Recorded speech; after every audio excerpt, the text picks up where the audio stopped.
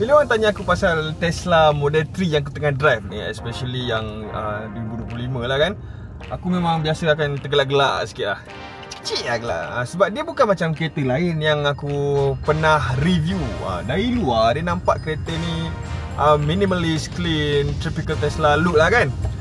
Tapi bila kau duduk dekat dalam, tekan drive and habiskan masa seharian kau dengan dia, baru kau faham, oh ini bukan kereta biasa. Ini pengalaman pelik. Apa yang buat aku, ada benda yang buat aku terfikir lah 2-3 kali. Ada juga yang buat macam aku senyum seorang-seorang.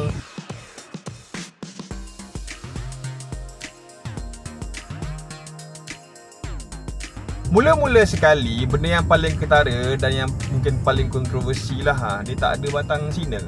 Tak ada. Serius.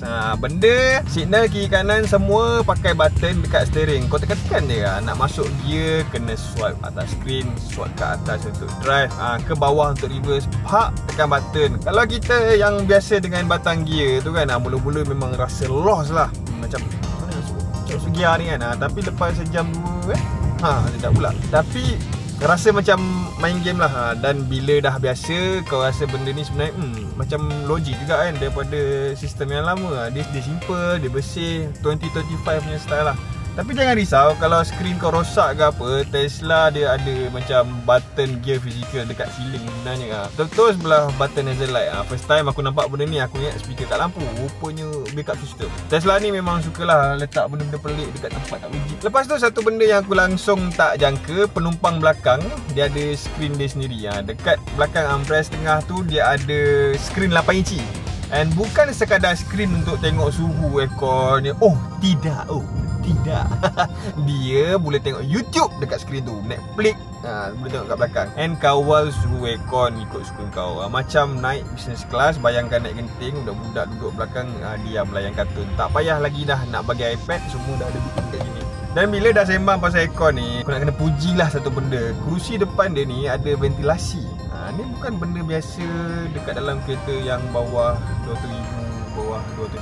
Dan dalam cuaca Malaysia yang tengah hari tu pun dah rasa macam neraka level 3. Angin tiup daripada bawah kerusi tu memang penyelamat lah pada aku. Duduk lama dalam jam, langsung tak ada rasa melekit, ketiak pun rasa sejuk. Aku rasa ini memang ciri yang agak underrated. Tapi bila kau dah guna, rasa susah pula nak hidup tanpa dia. Aku nak return lah kereta ni, aku dah goyang juga. Yang lagi menarik, kalau kau ambil yang variant performance kan, suspension dia ni adaptif. Maksud je kereta ni dia pandai baca jalan. Kalau jalan dia elok, dia bagi lembut. Bila jalan rosak, dia keraskan sikit, asalkan stabil kereta tu.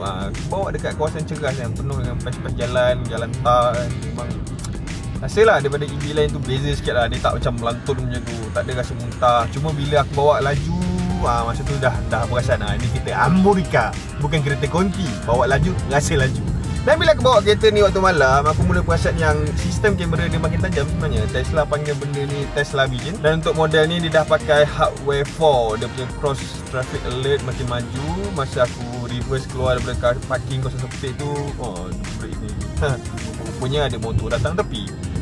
Aku memang langsung tak nampak lah, tapi kereta ni nampak. Aku rasa macam ada bodyguard lah dalam level lah. Namun ada benda yang aku rasa macam pelik sikit lah, especially bila duduk lama dalam kereta ni. Bahagian bawah sini tengah tu kan, yang selalu kita tak perasan, dia punya hujung panel tu kadang-kadang terletak, terkena dengan lutut kiri aku ni. Yang ni kan skrin ni kan besar, nak terkena macam menonjol sangat ke bawah kan. Tapi setiap kali aku duduk nak santai sikit, rasalah macam nak berimpit macam tu.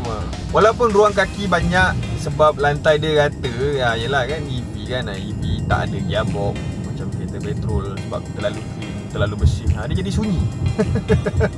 Macam bilik pameran yang tak ada perabot tu, aku rindu sikit lah. Suasana cozy macam dalam Japan.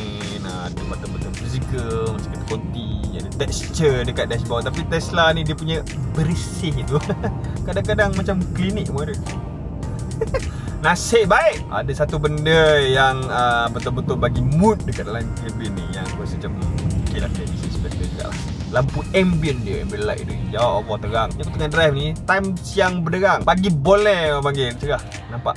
Aku tak tahulah Tesla letak berapa lumen, tapi waktu siang terang berderang, kau boleh nampak lah LED dia menyala-nyala. Warna dia boleh tukar-tukar ikut mood macam biasa lah. Dan dia bukan sekadar halu-halu manja tau, dia jenis yang Kau nampak time siang tu macam lounge eksklusif. Dan satu lagi detail yang aku suka, lampu LED dekat bar belakang tu. Ada orang selalu ingat dia macam full bar di tepi, tapi sebenarnya dia berhenti dekat B-pillar je.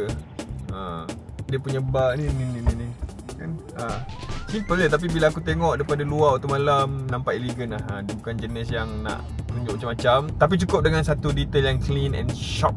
Yang bab charge, kau jangan risau. Yang ni aku cakap serius sebab aku dah review banyak ke TV. Ini memang next level, memang lain level pun. Sebab Tesla dia ada network dia sendiri. Dia ada super charger. Bukan yang spool dekat depan, tak, super charger. Dekat Malaysia dia tengah sibuk pasang dekat tempat-tempat yang penting kan. Aku yang tu charge dekat Sunway. And yang best je kan, charger ni khas untuk Tesla saja. Tak perlu nak tunggu lama-lama macam EV lain yang share charger. Aku pernah stop dekat Arena, bukan Arena, dekat Sunway, cucuk 20 minit, aku cari Krispy Kreme je tu, benda yang nak buah aku kan. Lepas tu terus balik. Dan benda aku nak tekankan pasal benda ni adalah bila aku drive EV lain sebelum ni, dia punya nak dapat charger tu satu hal. Kau baca Jom Charge tu kan, Gentari lah apa pun, kat situ dia tulis ada.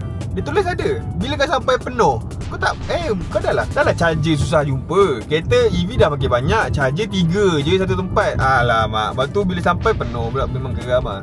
Memang geram. Lala masuk Petronas dan KVE baru senang. Sebab apa orang tak masuk KVE untuk charge. Masa tu aku pakai. Tapi bila Tesla ni senang lah. Tak adalah aku macam nak bias dekat Tesla. Tak pernah bias pun dengan Tesla kalau korang tahu kan. Tapi dia punya charger, punya infrastructure built-in, satu company siap dengan charger. Bila aku dah guna sendiri, this is much better. This sepatutnya semua EV lain buat macam ni lah.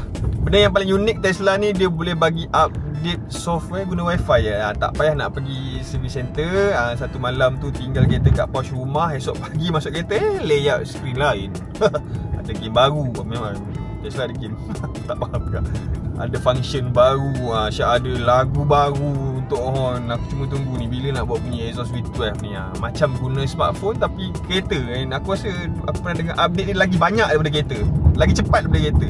Inilah dia pengalaman aku dengan Tesla Model 3 2025 Malaysian version, bukan Recon, okay? Aku tak nafikan lah, bukan semua orang akan suka. Aku sendiri pun ada benda yang aku suka tak suka. Ada orang prefer butang fizikal, ada yang rindu bau petrol, dan juga ada orang yang langsung tak boleh terima lah kereta yang senyap macam ni. Tapi bagi aku Tesla ni bukan sekadar kereta elektrik lah. Dia macam buat eksperimen. Dia satu bentuk masa depan yang dah jadi kenyataan. Dan walaupun ada benda yang buat aku macam macam betul ni kan. Tapi most of the time dia sebenarnya better lah. Dan itu yang buatkan aku excited lagi nak test kereta ni esok.